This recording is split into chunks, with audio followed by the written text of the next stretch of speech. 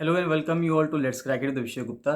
तो guys video को पूरा देखिए, एंड तक वीडियो को देखिएगा। इसमें सब चीज़ें बताई गई हैं, बहुत अच्छे से आपको समझाया गया है, तो आप इसको पूरा अंत तक जरूर देखिएगा। जो भी आपको डाउट आता है, कोई इसमें अगर सजेशन है, फीडबैक है, तो उसको कमेंट सेक्शन में कमेंट करके जरूर बताइएगा। चैनल को सब्सक्राइब जरूर कर दीजिएगा अगर आपने चैनल को सब्सक्राइब नहीं किया है यूट्यूब पे। और टेलीग्राम का लिंक आपको वीडियो के डिस्क्रिप्शन में मिल जाएगा, तो टेलीग्राम को जरूर ज्वाइन करिए। फ्री टेलीग्राम चैनल है, उसको ज्वाइन करना बहुत ज़रूरी है। सारे अपडेट्स वहीं पे आते हैं, सब चीज़ें वहीं पे मिलती हैं, तो उसको ज्वाइन करना बहुत बहुत ज़्यादा ज़रूरी है। कोई भी डाउट है, कोई भी फीडबैक है, तो उसको कमेंट सेक्शन में कमेंट करके जरूर बताइएगा। लेट्स क्रैक इट का ये चैनल जो यूट्यूब पे है, उसको जरूर से जरूर सब्सक्राइब कर लीजिए। यहाँ से सब्सक्राइब का बटन दबा दीजिएगा और यहाँ से सब्सक्रिप्शन के बाद ऑल का बटन भी दबा दीजिएगा, जिससे कि सभी नोटिफिकेशंस आपको रेगुलर बेसिस पे मिलते रहें। ये वाला जो टेलीग्राम चैनल है, इसको जरूर से जरूर ज्वाइन कर लीजिए। ये टेलीग्राम चैनल आपको सर्च करने में मिल जाएगा। जैसे ही आप ये लिखेंगे let's Crack It the Vishay Gupta बिना किसी स्पेस के, तो ये चैनल आ जाएगा और इस चैनल को आप ज्वाइन कर सकते हैं।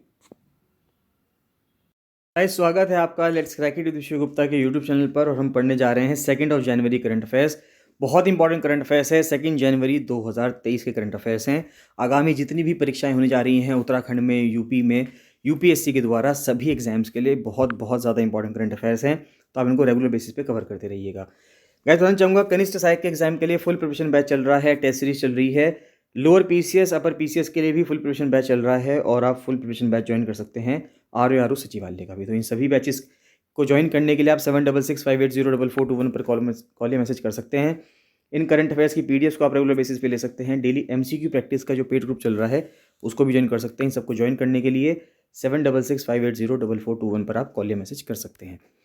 चलिए स्टार्ट करते हैं। सबसे पहले देखते हैं कोऑपरेटिव सोसाइटीज़ के ऊपर, कि कोऑपरेटिव सोसाइटीज़ का जो एक्ट है उसको अमेंड करने की बात की जा रही है। उसको इंट्रोड्यूस किया गया है लोकसभा में 7 दिसंबर में। तो एक बिल है जो multi state cooperative societies act है 2002 को, उसको अमेंड करने की, उसको संशोधित करने की बात की जा रही है। तो क्या होती है? पहली बात तो मल्टी स्टेट कोऑपरेटिव्स। देखिए, कोऑपरेटिव का मतलब होता है कि सहकारिता, यानी कि जहाँ पर लोग कई सारे लोग मिलकर काम कर रहे हैं, वो कोऑपरेटिव है। मल्टी स्टेट का मतलब ये हो गया कि उसका जो ऑफिस है वो कई सारे स्टेट्स में है, कई सारे स्टेट्स में काम कर रही है वो कोऑपरेटिव, तो वो मल्टी स्टेट कोऑपरेटिव हो गई। तो according to the International Cooperative Alliance, cooperatives are people centred enterprises, यानी कि पीपल सेंटर्ड एंटरप्राइजेज होती हैं, या तो वो जॉइंटली ओन्ड होती हैं और डेमोक्रेटिकली कंट्रोल्ड होती हैं, लोकतांत्रिक वे में वो काम करती हैं, और कई सारे लोग, यानी कि जो उसके सब एम्प्लॉयज़ हैं, वो कौन लोग होते हैं? जो उसमें कंट्रीब्यूट कर रहे होते हैं। तो सभी के द्वारा वो जॉइंटली ओन की जाती है। By and for their members to realize common economic, social and cultural needs and aspirations. तो multi state cooperatives are societies that have operations in more than one state, यानी कि जिनका एक स्टेट से ज़्यादा जगहों पर काम होता है, वो मल्टी स्टेट कोऑपरेटिव्स हो जाते हैं। जैसे कि अगर आप एक एफपीओ को देखेंगे, फार्मर प्रोड्यूसर ऑर्गेनाइजेशन को देखेंगे, जो प्रोक्योर करता है ग्रेन किसानों से कई सारे स्टेट्स में, एक एफपीओ है, एक फार्मर प्रोड्यूसर ऑर्गेनाइजेशन है, लेकिन वो ग्रेन्स को, यानी कि अनाज को, कई सारे राज्यों से इकट्ठा करता है, तो वो क्या हो जाएगा? वो एक मल्टी स्टेट कोऑपरेटिव हो जाएगा। The board of directors are from all the states, these collectives operate in and control all the finances and administration. तो जो बोर्ड ऑफ डायरेक्टर्स हैं वो सभी इन सभी स्टेट से आते हैं, उसके अंदर जो कलेक्टिवली काम करते हैं उसके मल्टी स्टेट कोऑपरेटिव के एडमिनिस्ट्रेशन में, प्रशासन में, और उसके वित्तीय लेन देन में, यानी कि फाइनेंसेस में। अगर हम देखें भारत में जो MSCS हैं, यानी कि मल्टी स्टेट कोऑपरेटिव सोसाइटीज़ हैं, लगभग 1500 हैं, और हाईएस्ट कहाँ पे हैं? हाईएस्ट महाराष्ट्र में है। तो इशू क्या है कोऑपरेटिव सेक्टर के साथ? अगर हम देखें तो इंडिपेंडेंट और ऑटोनोमस कैरेक्टर जो है कोऑपरेटिव सोसाइटीज़ का, was to be crucial in their functioning. सबसे इंपॉर्टेंट चीज़ ये है कि सहकारी समितियों का स्वतंत्र होना और उनका स्वायत्त होना, यानी कि ऑटोनोमस होना, कि वो खुद ब खुद डिसीजन ले सकें, काम कर सकें, ये होना अति महत्वपूर्ण है। 1991 में चौधरी ब्रह्म प्रकाश कमेटी इसके लिए लगाई गई थी प्लानिंग कमीशन के द्वारा। उसमें कहना ये था कि made far reaching recommendations to reorganise multi state cooperatives. तो उस टाइम पे उन्होंने रिकमेंडेशंस भी दी थी चौधरी ब्रह्म प्रकाश कमेटी द्वारा कि मल्टी स्टेट कोऑपरेटिव्स को रीऑर्गेनाइज करवाने की जरूरत पड़ रही है। But researchers point out how the act has not been modified as per the report. लेकिन जब रिपोर्ट आई है तो उसके बाद एक्ट को क्यों नहीं रिवाइज किया गया, क्यों नहीं वहाँ पे एक्ट को मॉडिफाई किया गया? अब ये बिल क्या लाना चाहता है? तो ये बिल का कहना ये है कि ये जो लूप होल्स हैं इस एक्ट के, जो कि 2002 में लाया गया था, इसको और अच्छा बनाने के लिए, जिसके लूप होल्स हैं उनको ख़त्म करने के लिए, इसको और ट्रांसपेरेंट बनाने के लिए, और जो ईज़ ऑफ डूइंग बिजनेस है उसको बढ़ाने के लिए इसको अमेंड किया जा रहा है।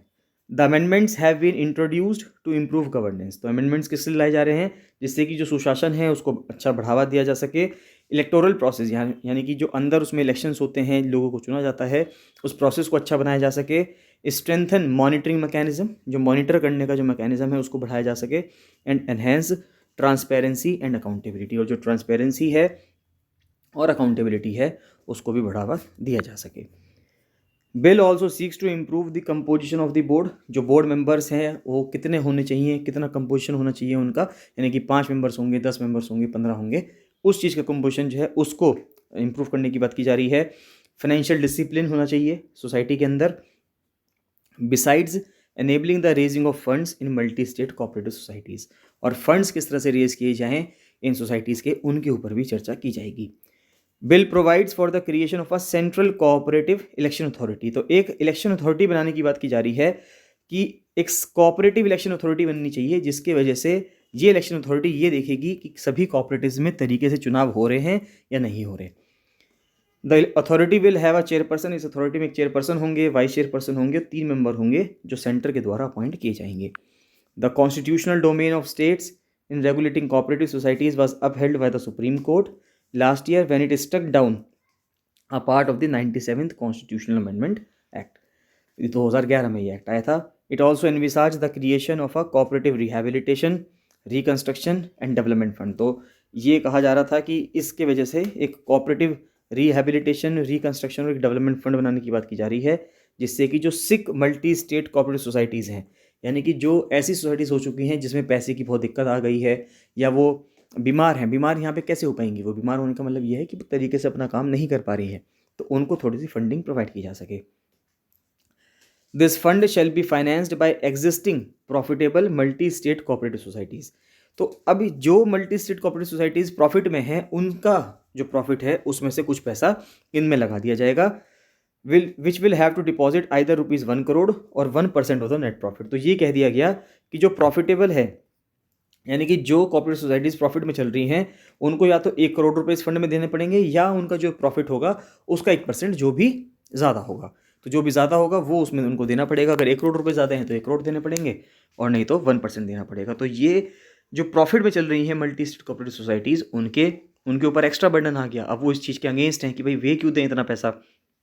In order to make the governance of multi-state cooperative societies more democratic, bill एक प्रोविजन लेके आया है for appointing a cooperative information officer and a cooperative ombudsman. अब देखिए, जब मिनिस्ट्री ऑफ कोऑपरेशन बनाया गया मई 2021 में, तो इंपॉर्टेंट बात ये आती है कि कोऑपरेटिव के लिए एक इन्फॉर्मेशन ऑफिसर लगाना भी ज़रूरी है, जैसे कि इन्फॉर्मेशन कमिश्नर्स हैं भारत में।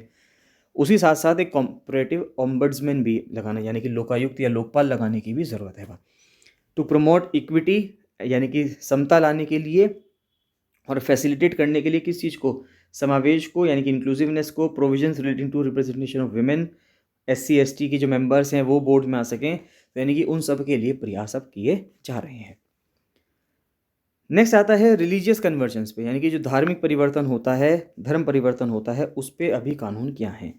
5 दिसंबर को एक बेंच जो जस्टिस MR शाह की थी, उन्होंने कहा कि चैरिटी का अगर आप कोई काम करते हैं या गुड वर्क आप करते हैं किसी कम्युनिटी को हेल्प करने के लिए, किसी गरीब व्यक्ति को मदद करने के लिए, तो इसका मतलब ये नहीं होना चाहिए कि आप ये चाहें कि वो आपको जो पे बैक करे, यानी कि जो आपको वापस में क्या दे, कि वो अपना धर्म परिवर्तन कर ले। ऐसा नहीं होना चाहिए। तो इस चीज़ से बचना है हमें। अगर हम किसी की हेल्प कर रहे हैं तो सिर्फ इस मोटिव से करनी चाहिए कि हम उसकी हेल्प करना चाह रहे हैं, इस मोटिव से नहीं कि बाद में ये हमें जो वापस पे करेगा वो अपना धर्म परिवर्तन करके करेगा। तो उनका कहना है कि do states have laws on conversion. तो क्या राज्यों के पास ऐसे कानून हैं? तो बिल्कुल हैं। पोस्ट इंडिपेंडेंट इंडिया में देखें तो उड़ीसा भारत में पहला राज्य बना to enact a law restricting religious conversion, जिसने रिलीजियस कन्वर्जन को, धर्म परिवर्तन को निषेध किया कि ये बैन होना चाहिए, ऐसे नहीं होना चाहिए। Which later became a model framework for other states. तो उड़ीसा ने सबसे पहले 1967 में एक एक्ट लेके आया कि नो पर्सन शैल डायरेक्टली और indirectly convert any person from one religion to another, कि आप किसी भी पर्सन को एक रिलीजन से दूसरे रिलीजन में आप कन्वर्ट नहीं कर सकते, चाहे बाय फोर्स हो इंड्यूसमेंट हो या कोई भी गलत तरीका हो, फ्रॉडुलेंट मीन्स हो। फिर एमपी बाद में 1968 में अगले ही साल एक और अधिनियम, एक बिल लेके आया, मध्य प्रदेश धर्म स्वतंत्रता अधिनियम। फिर इस एक्ट ने एक और प्रोविजन इसमें ऐड किया कि whoever converted any person to intimate the DM, यानी कि वहाँ पे जो डिस्ट्रिक्ट मजिस्ट्रेट है, अगर कोई पर्सन कन्वर्ट हो रहा है या होना चाहता है तो वो डीएम को रिपोर्ट करेगा that such a conversion had taken place, और ये कन्वर्जन हुआ है तो इसके बारे में डीएम को बताना पड़ेगा। और अगर आप इसको बताने में फेल होते हैं तो आपको पनिशमेंट भी दी जाएगी और आपके ऊपर फाइन भी लगाया जाएगा। These laws also provide for greater punishment for forceful conversion. अब ये जो लॉ बने, इनके साथ फोर्सफुल कन्वर्जन अगर होता है, कोई ज़बरदस्ती आपको कन्वर्ट करवाना चाह रहा है, धर्म परिवर्तन करवाना चाह रहा है एससी या एसटी की कम्युनिटी के लोगों को, माइनर्स को या महिलाओं को, तो उनके ऊपर भी फिर क्या हो रहा है, उनके ऊपर भी केस चलाने की बात की गई है, पनिशमेंट देने की बात की गई है। तो 10 भारतीय राज्य ऐसे हैं जिन्होंने रिलीजियस कन्वर्जन के ऊपर कुछ ना कुछ कानून बनाए हैं। जैसे अरुणाचल प्रदेश ने 1978 में बनाया, गुजरात ने 2003 में, छत्तीसगढ़ पहले 2000 में लेके आया, फिर बाद में उसको 2006 में अमेंड किया गया, राजस्थान 2006 में, फिर 2008 में, हिमाचल 2006-2019 में, और तमिलनाडु ने एक लॉ इनेक्ट किया था 2002 में, लेकिन बाद में उसको 2004 में उसको रिपील कर दिया गया, हटा दिया गया। झारखंड 2017 में लेके आया है, उत्तराखंड भी इसमें पीछे नहीं है, वो भी 2018 में एक एक्ट लेके आया है, यूपी 2021 में, हरियाणा 2022 में। तो Uttar Pradesh prohibition of unlawful conversion of religion act 2021 का आया है। उसका कहना ये है कि एक मैरिज को नल एंड वॉइड डिक्लेयर कर दिया जाएगा अगर ये कहा जाए कि वो जो शादी है वो सिर्फ इस वजह से हो रही है जिससे कि धर्म परिवर्तन करवाया जा सके, तो ये जो है इस वजह से वो शादी को नल एंड वॉइड कर दिया जाएगा। एमपी ने भी एक पास किया है एक नया लॉ इन 2021 में, Madhya Pradesh Freedom of religion Act. तो एमपी के अंदर भी एक एक्ट पास किया गया है। While other states prescribe that an individual must inform a DM 30 days prior to an intended conversion. लेकिन ये जो एमपी का जो एफआरए है, फ्रीडम ऑफ रिलीजन एक्ट है, इसने इसको बढ़ा के 60 दिन कर दिया है। यानी कि पहले तो ये था कि दूसरे राज्यों में कि डीएम को आपको 30 दिन पहले बताना था कि अगर आप कन्वर्जन करने जा रहे हैं तो 30 दिन पहले बताना था। एमपी में कह दिया गया है कि 2 महीने पहले बताना पड़ेगा, 60 दिन पहले बताना पड़ेगा। नेक्स्ट आता है क्लीन गंगा के ऊपर। तो क्लीन गंगा जो है वो कंजर्वेशन, टूरिज्म और लाइवलीहुड को कैसे चेंज कर रही है। तो यूनियन गवर्नमेंट की फ्लैगशिप स्कीम है नमामि गंगे प्रोग्राम। तो उन्होंने कंसीव किया है to improve the sanitation levels in the Ganga, कि गंगा का जो सैनिटेशन लेवल है, गंगा में जो सफाई का लेवल है, उसको किस तरह से इम्प्रूव किया जाए। अब आगे धीरे धीरे उसको बढ़ाकर हम कंजर्वेशन की बात कर रहे हैं, संरक्षण की, टूरिज्म कैसे बढ़ाया जाए और लोगों को आजीविका कैसे प्रोवाइड की जाए उसके बारे में बात की जा रही है। अर्थ गंगा, एक harnessing economic potential from the Ganga, यानी कि अर्थ का मतलब यहाँ पे जैसे अर्थव्यवस्था होती है, हिंदी का शब्द है ये अर्थ, यहाँ पे जो शब्द है वो अर्थ हिंदी का शब्द है, तो अर्थव्यवस्था जिसको हम यूज़ करते हैं। तो अर्थ गंगा जो है इसका मतलब ये हुआ कि गंगा के किनारे से हम गंगा से किस तरह से इकोनॉमिक पोटेंशियल हम निकाल सकते हैं उसकी बात की जा रही है। ये प्राइम मिनिस्टर नरेंद्र मोदी के द्वारा दिसंबर 2019 में लाया गया था। नेक्स्ट आता है GS3 से एंड टू एंड एनक्रिप्शन। अब देखिए एंड टू एंड एनक्रिप्शन, हम जब भी व्हाट्सएप यूज़ करते हैं तो जब भी किसी नए पर्सन को मैसेज भेजते हैं तो सबसे पहले लिखा हुआ आता है your messages here are end to end encrypted, यानी कि हमारे जो मैसेजेस हैं एंड टू एंड एनक्रिप्टेड हैं। तो ये जो हम अक्सर पढ़ते आ रहे हैं एंड टू एंड एनक्रिप्शन, ये होता क्या है इसको समझते हैं। With end to end encryption user data will be protected even in case data is breached in the cloud. End to end encryption का मतलब ये होता है कि जो यूज़र का डेटा है, यानी कि मैं अगर एक यूज़र हूँ और मैं किसी के साथ बात कर रहा हूँ व्हाट्सएप पे सामने वाले पर्सन के साथ, तो हम दोनों के बीच का जो डेटा है वो क्या रहेगा, प्रोटेक्टेड रहेगा। इवन इन द केस अगर जो क्लाउड स्टोरेज है जहाँ पे सारा डेटा स्टोर हो रहा है क्लाउड में, तो वो अगर वहाँ पे भी डेटा अगर ब्रीच होता है तो वहाँ उसमें भी जो हमारे बीच की जो कॉन्वर्सेशन है, जो हमारे बीच का जो डेटा है, 2 पर्सन का के बीच का जो डेटा है वो सेफ रहेगा, किसी के द्वारा लीक नहीं किया जाएगा। End to end encryption is a communication process, ये अपना में कम्युनिकेशन प्रोसेस है जो एनक्रिप्ट करता है डेटा को जब डेटा 2 लोगों के डिवाइस के बीच में शेयर होता है। इट प्रिवेंट्स थर्ड पार्टी, जैसे कि क्लाउड सर्विस प्रोवाइडर है, इंटरनेट सर्विस प्रोवाइडर है या साइबर क्रिमिनल्स हैं, वो डेटा को एक्सेस नहीं कर सकते। जो प्रोसेस है एंड टू एंड एनक्रिप्शन का uses an algo that transforms standard text into an unreadable format. तो ये जो एंड टू एंड एनक्रिप्शन है ये काम क्या करता है कि जो स्टैंडर्ड टेक्स्ट है जो हम लिख रहे हैं उसको एक अनरीडेबल फॉर्मेट में चेंज कर देता है जिससे कि लोग उसको पढ़ ही नहीं पाएंगे। This format can only be unscrambled and read by those with the decryption keys, यानी कि ये सिर्फ उसके द्वारा पढ़ा जाएगा जो इसके बाद डिक्रिप्शन की है। हमने एनक्रिप्ट कर दिया, अगर किसी के बाद डिक्रिप्ट करने की कोई की है तो वो उसको पढ़ सकता है। और जो कहाँ पे होती है, जो एंड पॉइंट्स पे होती है, यानी कि मेरे फ़ोन से अगर कोई शुरू होगा तो सामने वाले के फ़ोन पे जाके वो ख़त्म होगा जिसको मैं मैसेज भेज रहा हूँ। End to end encryption has long been used, ये बहुत लंबे समय से हम इस्तेमाल करते आ रहे हैं। जब भी हम बिजनेस डॉक्यूमेंट्स में कुछ चीज़ें ट्रांसफ़र करते हैं, फाइनेंशियल डिटेल्स ट्रांसफ़र करते हैं, लीगल प्रोसीडिंग्स करते हैं, पर्सनल कॉन्वर्सेशंस हैं जो हम नॉर्मली व्हाट्सएप के थ्रू करते हैं, तो वे सब चीज़ें क्या होती हैं, एंड टू एंड इनक्रिप्टेड होती हैं। It can also be used to control users authorisation when accessing stored data which seems to be what Apple intends to do। अब Apple जो कंपनी है वो भी इसको करना चाह रही है। End to end encryption is used to secure communication. तो बेसिकली एंड टू एंड हम किस लिए इस्तेमाल कर रहे हैं, कम्युनिकेशन को, दो लोगों के बीच में आपस में बातचीत करने का जो डेटा है उसको हम सिक्योर कर सकें, उसके लिए हम इसको इस्तेमाल कर रहे हैं। कुछ जो पॉपुलर इंस्टेंट मैसेजिंग ऐप्स है जो हम इस्तेमाल कर रहे हैं, जैसे कि signal, WhatsApp, I message, Google messages, ये सब जो कंपनीज़ हैं, ये सब जो प्लेटफॉर्म्स हैं, ये एंड टू एंड इनक्रिप्शन का इस्तेमाल कर रही हैं। Instant messaging is not the only place जहाँ पे यूज़र डेटा को प्रोटेक्ट किया जा रहा है एंड टू एंड से, इसका बहुत और जगहों पे इस्तेमाल किया जा रहा है। पासवर्ड सिक्योर करने में भी इसका इस्तेमाल किया जा सकता है। प्रोटेक्टेड स्टोर डेटा और safeguard data on cloud storage, तो क्लाउड स्टोरेज पे भी डेटा को स्टोर करने के लिए, सेव करने के लिए इसका इस्तेमाल किया जा रहा है। Apple in the rising threat to consumer data in the cloud stated, Apple ने अभी एक रिपोर्ट निकाली है, the rising threat to consumer data, कि क्लाउड में जो कंज्यूमर का डेटा है उसको क्या खतरा है। तो उसके लिए एप्पल ने एक रिपोर्ट करके कहा है कि जो डेटा ब्रीच हुए हैं 2013 से लेकर 2021 के बीच में, वो मोर देन ट्रिपल हो गए हैं, यानी 3 गुना से भी ज़्यादा बढ़ गए हैं। कंपनी ने शेयर किया है डेटा 1.1 बिलियन पर्सनल रिकॉर्ड्स का, जो कि 2021 में लीक हुए थे। And it is trying to address this rising threat by implementing end to end encryption. तो अब ये सोच रहे हैं कि एंड टू एंड एनक्रिप्शन का इस्तेमाल करके इस डेटा का जो ब्रीच है उसको रोका जाए। End to end encryption ensures that user data is protected from unwarranted parties. तो जो अनवारंटेड पार्टीज़ हैं जिनकी ज़रूरत हमें नहीं है, उनसे डेटा को प्रोटेक्ट कराया जा सके, चाहे वो सर्विस प्रोवाइडर्स हों, क्लाउड स्टोरेज प्रोवाइडर्स हों, या वो कंपनीज़ हों जो एनक्रिप्टेड डेटा को हैंडल करती हैं। However end to end encryption does not protect meta data. अब इंपॉर्टेंट चीज़ ये है, मेटा डेटा का मतलब ये होता है जो डेटा बहुत बड़े स्केल पे होता है, बहुत ज़्यादा मात्रा में होता है, उसको हम मेटा डेटा कहते हैं।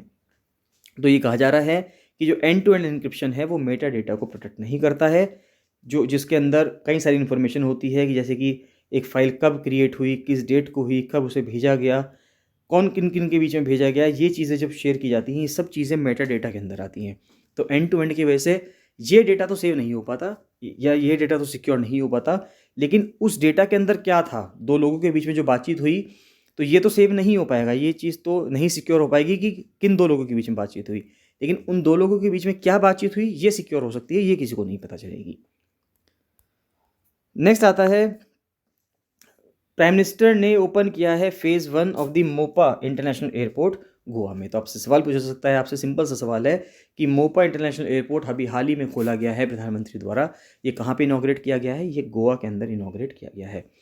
तो prime minister Narendra Modi on Sunday inaugurated the first phase of the greenfield international airport at Mopa in north Goa. तो एयरपोर्ट को जो है मनोहर इंटरनेशनल एयरपोर्ट नाम दिया जाएगा, जो गोवा के पूर्व मुख्यमंत्री रहे हैं मनोहर पर्रिकर, और भारत में भी सेंट्रल गवर्नमेंट में भी मिनिस्टर रहे हैं। मोपा एयरपोर्ट ये अपने नाम में सेकंड इंटरनेशनल एयरपोर्ट है गोवा का, which is operated as a city enclave from the naval air station INS Hansa. तो INS हंस जो है नेवल का, नेवी का एयर स्टेशन है, वहाँ से अब तक ये ऑपरेट हो रहा था।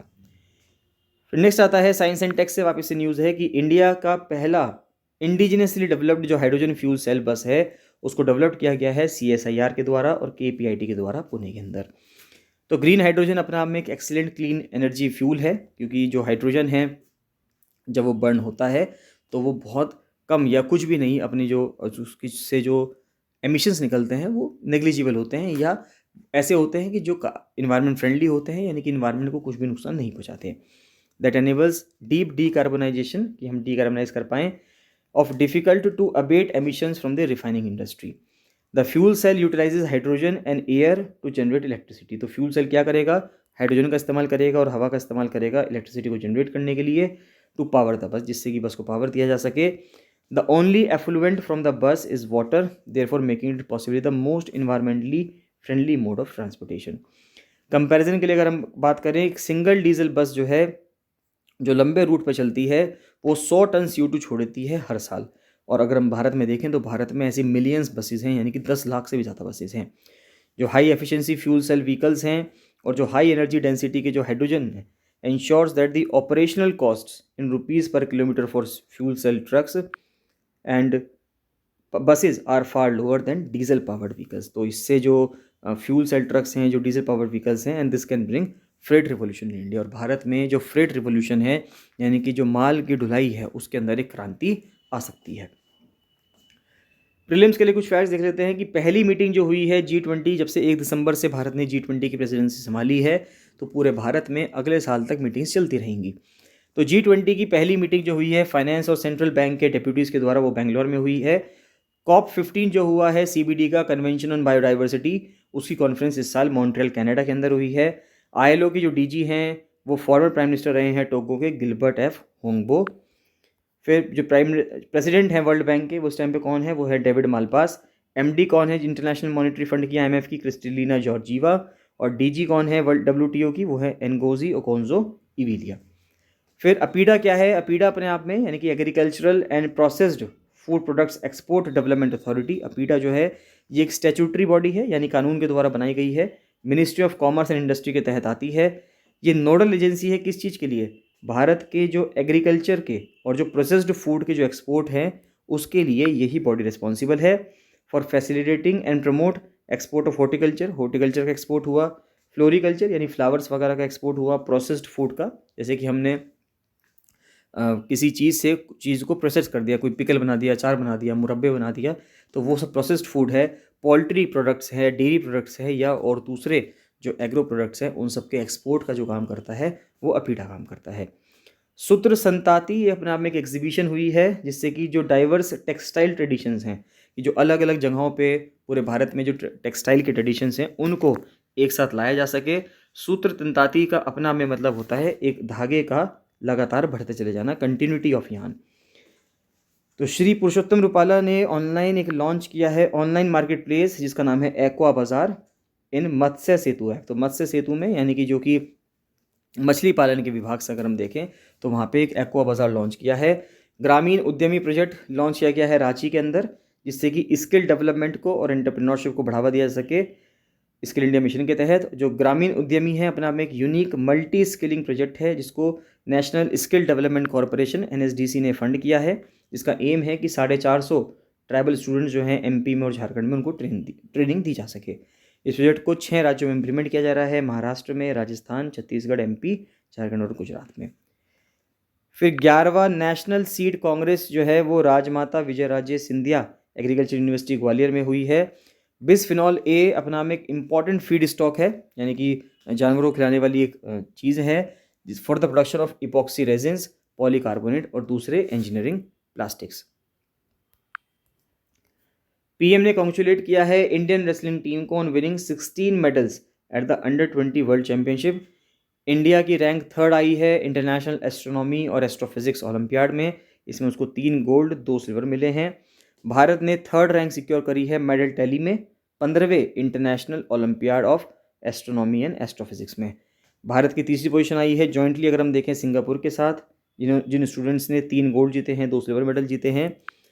15th इंटरनेशनल ओलंपियाड जो हुआ है, ये कहाँ पे हुआ है? ये जॉर्जिया में हुआ था 14 से 21 अगस्त 2022 में। तो कंटेस्टेंट कौन कौन जीते हैं? जिनको गोल्ड मिला है, 3 गोल्ड मिले हैं, राघव गोयल, साहिल अख्तर और मेहुल बोराड। और जो सिल्वर मिले हैं वो मिले हैं मलई केदिया और अथर्व नीलेश महाजन। फिर लास्ट आता है रक्षा मंत्री जो हैं श्री राजनाथ सिंह, उन्होंने SCO की डिफेंस मिनिस्टर्स की मीटिंग को होस्ट किया था, अटेंड किया था, कहाँ पे? ताशकेंत, उज्बेकिस्तान के अंदर। तो गाइज इसी के साथ ये करंट अफेयर्स कंप्लीट होते हैं। इसमें आपको कोई भी डाउट, कोई भी फीडबैक आता है तो आपको कमेंट सेक्शन में कमेंट जरूर कीजिए, सजेशन है तो कमेंट सेक्शन में कमेंट जरूर कीजिएगा। आपको और किस टॉपिक पे वीडियो बनवानी है वो भी जरूर से ज़रूर बताइएगा, जिससे आगामी सभी परीक्षाओं के लिए आपका बहुत बहुत महत्वपूर्ण जो आपका योगदान है आपकी तैयारी में, वो हम करवा सकें। चलिए बाकी मिलते हैं नेक्स्ट वीडियो में। So thank you and bye bye.